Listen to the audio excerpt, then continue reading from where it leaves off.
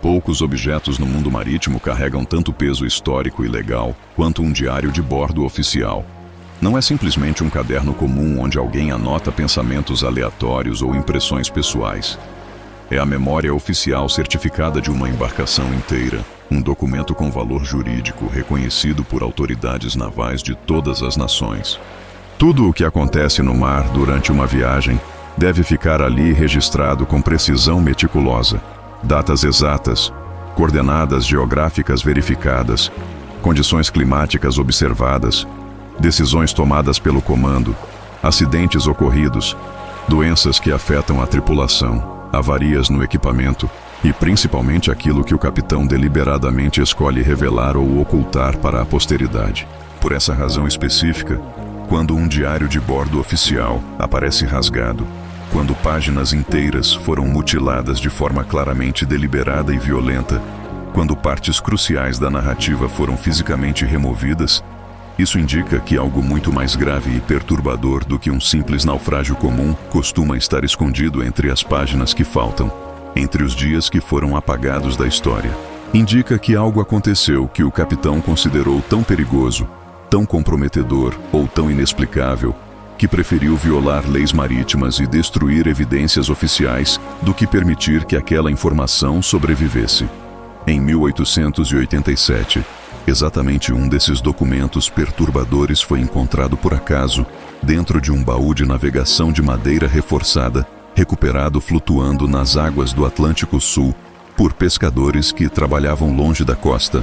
O navio ao qual o baú pertencia não estava visível à deriva nas proximidades. Não havia sinais óbvios de ataque pirata ou conflito violento. Não havia destroços flutuantes espalhados pela área que indicassem naufrágio recente.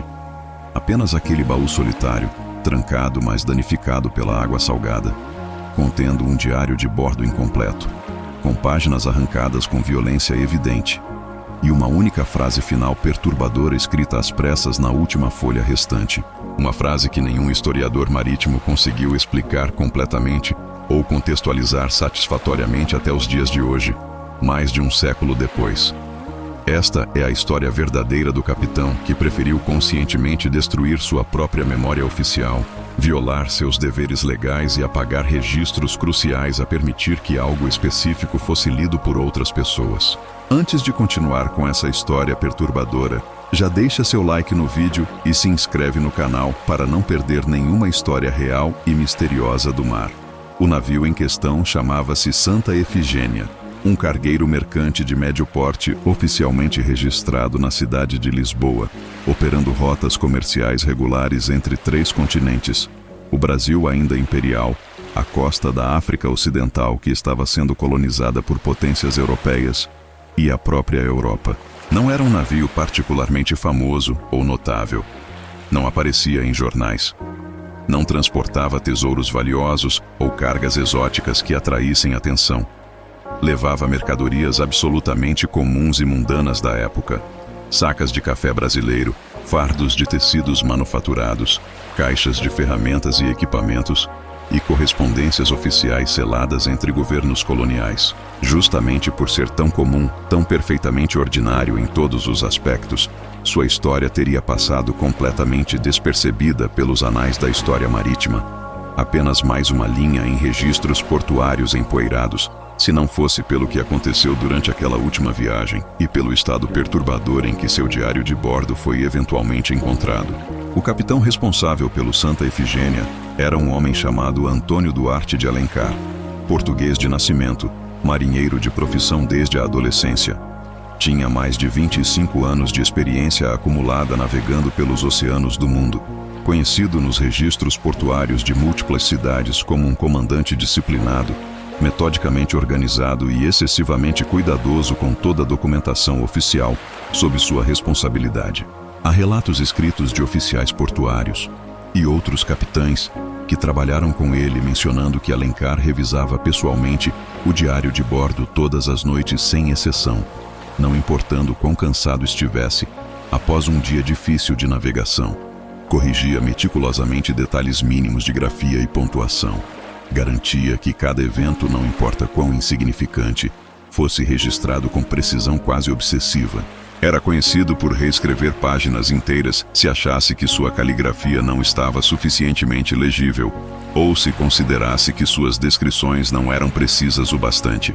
Um homem com esse tipo de personalidade meticulosa e obsessiva com documentação não rasga violentamente páginas de um diário oficial por impulso emocional momentâneo, não destrói registros sem razão extremamente grave. Isso simplesmente não acontece sem que algo verdadeiramente extraordinário e aterrorizante tenha ocorrido. A última viagem oficialmente documentada do Santa Efigênia partiu do porto do Rio de Janeiro, no início de maio de 1887, durante o outono do Hemisfério Sul, quando as condições climáticas no Atlântico Sul costumam ser relativamente favoráveis para a navegação. O destino final planejado era Lisboa, com escalas técnicas previstas nas ilhas de Cabo Verde para reabastecimento de água potável e provisões frescas, uma rota absolutamente comum que centenas de navios faziam regularmente. O clima estava estável, segundo observações meteorológicas da época. O navio havia passado por inspeção regular completa apenas semanas antes, recebendo certificação oficial de que estava em condições adequadas para a viagem oceânica. A tripulação era composta por homens experientes, muitos dos quais haviam navegado com o capitão Alencar anteriormente. Absolutamente nada nos registros portuários iniciais, nos manifestos de carga ou nos documentos de partida sugere qualquer problema antecipado, qualquer preocupação especial ou qualquer razão para esperar que aquela viagem seria diferente de centenas de outras viagens idênticas que o Santa Efigênia havia completado com sucesso nos anos anteriores. Durante os primeiros dias de navegação, baseado nas páginas que sobreviveram intactas no diário, tudo seguia um padrão completamente normal e esperado. As entradas diárias eram detalhadas e profissionais. Descrições precisas sobre direção e força dos ventos. Anotações sobre correntes oceânicas observadas. Registros de ajustes feitos nas velas para otimizar velocidade. Pequenos reparos de manutenção realizados pela tripulação. Temperatura da água. Comportamento das ondas. Tudo exatamente como deveria estar em um diário de bordo bem mantido. Até que, abruptamente e sem qualquer aviso prévio ou preparação nas entradas anteriores, algo muda drasticamente no tom e no conteúdo do diário. A partir do 8º dia de navegação, contando desde a partida do Rio de Janeiro, as anotações tornam-se estranhamente curtas e superficiais. Não há mais comentários detalhados sobre condições climáticas. Não há mais descrições das atividades diárias da tripulação. As coordenadas geográficas, que antes eram registradas uma única vez por dia com precisão, começam a ser registradas múltiplas vezes, às vezes 2 ou 3 vezes no mesmo dia, e curiosamente com números levemente diferentes entre si, como se o capitão estivesse verificando e reverificando obsessivamente sua posição, duvidando de seus próprios instrumentos ou de seus cálculos. Em uma dessas páginas que permaneceram intactas e não foram destruídas, o capitão Alencar escreve uma frase extremamente incomum e perturbadora para um documento oficial, que deveria conter apenas observações objetivas e factuais. Escreve com caligrafia que já mostra sinais de nervosismo através de letras ligeiramente irregulares. O mar não responde como deveria. Algo está errado, mas não consigo identificar o que. Não há explicação adicional. Não há elaboração sobre o que exatamente ele quer dizer com o mar não respondendo adequadamente. A próxima entrada, datada do dia seguinte, é ainda mais curta e não menciona essa observação perturbadora novamente.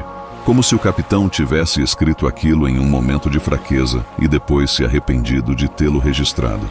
Quando o baú contendo o diário foi finalmente recuperado anos depois por pescadores que trabalhavam próximos à costa africana, longe das rotas comerciais principais, peritos navais chamados para examinar o documento notaram imediatamente algo profundamente perturbador sobre o estado físico do diário. As páginas que faltavam não haviam se soltado naturalmente com o tempo devido à deterioração causada por umidade ou idade do papel. Não haviam sido arrancadas acidentalmente por dano causado durante um naufrágio violento. Elas foram removidas manualmente, deliberadamente, uma por uma. O papel nos pontos de ruptura, Apresentava rasgos irregulares característicos de papel sendo puxado por dedos humanos com força considerável. Havia marcas claras de pressão dos dedos visíveis na microscopia, impressões deixadas por quem segurou o papel com força enquanto o arrancava. E o mais inquietante de tudo, análises forenses posteriores identificaram pequenas manchas de sangue seco em algumas das bordas rasgadas, sugerindo que quem destruiu aquelas páginas estava em tal estado de agitação que suas próprias mãos sangravam durante o processo, possivelmente de unhas cravadas nas palmas ou de pele rasgada pela força com que segurava o papel.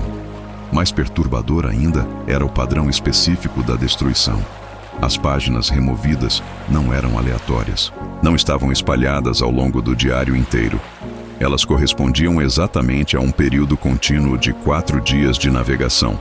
4 dias específicos, durante os quais algo aconteceu que o capitão Alencar decidiu precisava ser completamente apagado da história. Nenhuma página antes desse período foi tocada. Nenhuma página depois foi removida. Apenas aquele intervalo específico havia sido cirurgicamente excisado da memória oficial do navio.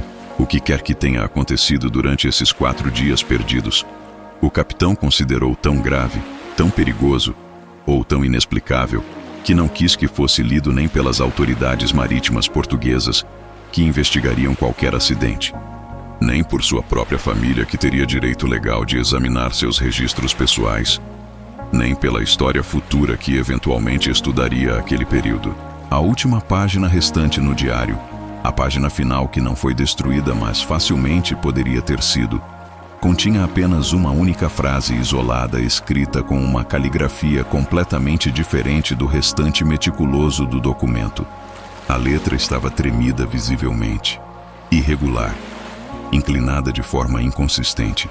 A tinta estava mais carregada e escura em alguns pontos específicos, manchando levemente o papel, como se a pena tivesse permanecido parada, pressionada contra a superfície por longos segundos, enquanto quem escrevia tentava decidir se deveria continuar, como se cada palavra fosse uma batalha interna entre o desejo de explicar e o medo de revelar. A frase dizia simplesmente, sem contexto adicional, sem preparação: se alguém encontrar e ler isto algum dia, saiba que não foi o mar que nos perdeu. Foi algo que não tem nome, nenhuma data acompanhando a frase, nenhuma assinatura oficial confirmando a identidade de quem escreveu, embora a caligrafia, mesmo tremida, fosse claramente reconhecível como sendo do capitão Alencar.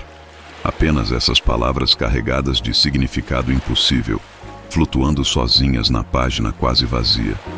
Logo abaixo dessa frase final, o papel mostrava sinais de ter sido parcialmente rasgado. A borda inferior da página estava levemente levantada, com o início de um rasgo que não foi completado, como se o capitão tivesse iniciado o gesto automático de arrancar aquela página também, de apagar até mesmo esse último vestígio de explicação, mas tivesse desistido no último momento por alguma razão. Talvez percebendo que destruir tudo seria pior do que deixar pelo menos esse aviso críptico. Ou talvez simplesmente não tendo mais força física ou mental para continuar o processo de destruição. O Santa Efigênia nunca chegou ao seu destino em Lisboa. Nunca atracou no porto. Nunca entregou sua carga. Nenhum destroço foi oficialmente registrado ou recuperado por outras embarcações que transitavam aquelas rotas. Nenhum corpo de tripulante foi encontrado flutuando ou depositado em praias por correntes. O navio simplesmente deixou de existir completamente nos registros oficiais após aquela viagem, transformando-se de embarcação real e tangível em apenas um nome em listas de navios desaparecidos.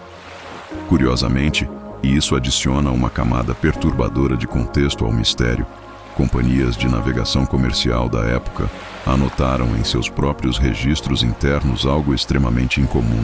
Outros navios diferentes que cruzaram a mesma rota geral naquele mesmo mês de maio de 1887, navegando através das mesmas águas do Atlântico Sul, relataram falhas estranhas e inexplicáveis em suas bússolas magnéticas.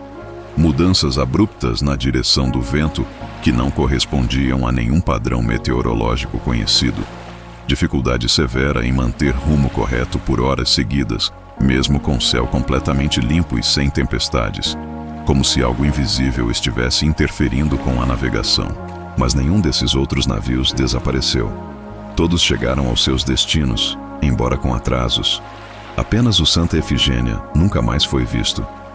Décadas depois, já no século XX, quando técnicas forenses modernas estavam disponíveis, o diário foi analisado novamente por especialistas usando tecnologia que simplesmente não existia em 1887. O papel foi datado através de análise química e correspondeu exatamente à época esperada, confirmando a autenticidade. A composição da tinta foi verificada e era consistente com tintas usadas em documentos náuticos portugueses daquele período. Não havia quaisquer indícios de falsificação posterior ou manipulação moderna. O documento era genuíno, mas algo específico chamou a atenção dos especialistas forenses que examinaram o diário sob microscópios de alta potência. As páginas arrancadas, ou pelo menos as bordas rasgadas, que permaneceram presas à encadernação, mostravam evidências de terem sido removidas em momentos temporalmente diferentes, não todas de uma vez, em um único ato de destruição. Algumas bordas mostravam que a tinta estava completamente seca quando o papel foi rasgado, indicando que haviam passado horas ou até dias desde que aquela entrada foi escrita. Outras bordas mostravam manchas de tinta borrada, indicando que foram arrancadas quando a tinta ainda não havia secado completamente, possivelmente minutos após serem escritas. Isso indica algo psicologicamente fascinante e perturbador. O capitão Alencar escreveu suas observações sobre o que estava acontecendo, como era seu dever. Depois leu e releu o que havia escrito. E então decidiu, em múltiplas ocasiões separadas ao longo daqueles 4 dias, que partes específicas do próprio relato precisavam ser apagadas, como se estivesse continuamente tentando decidir o que poderia ou não ser permitido permanecer na memória registrada, o que era seguro revelar e o que era perigoso demais para sobreviver. Naquela época do final do século XIX, capitães de navios mercantes eram legalmente obrigados por leis marítimas internacionais a registrar qualquer anomalia grave que afetasse a navegação. Falhar deliberadamente nisso, destruir registros oficiais, poderia resultar em punições extremamente severas, incluindo perda permanente da licença de capitão, multas pesadas e até prisão em casos extremos. A carreira inteira de um homem podia ser destruída por violar essas obrigações. Ainda assim, sabendo perfeitamente das consequências legais, o capitão Alencar preferiu conscientemente destruir provas oficiais, violar suas obrigações legais e arriscar sua reputação profissional construída ao longo de décadas. Isso levanta uma hipótese profundamente perturbadora sobre a natureza do que aconteceu durante aqueles 4 dias perdidos. Talvez o que aconteceu não fosse apenas perigoso para a tripulação do Santa Efigênia.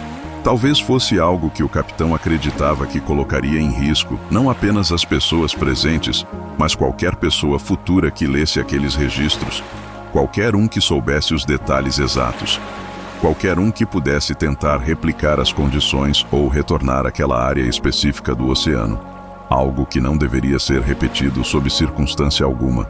Algo que era melhor ser esquecido completamente pela humanidade do que ser preservado em documentos oficiais. Alguns historiadores marítimos que estudaram o caso acreditam que o capitão Alencar pode ter percebido algo profundo sobre a natureza da documentação e da memória, que registrar certos eventos em forma escrita seria uma forma de fixá-los permanentemente na realidade, de torná-los reais de uma maneira que memórias não escritas não são. Que escrever detalhes específicos seria dar a eles um poder ou permanência que talvez fosse melhor negar.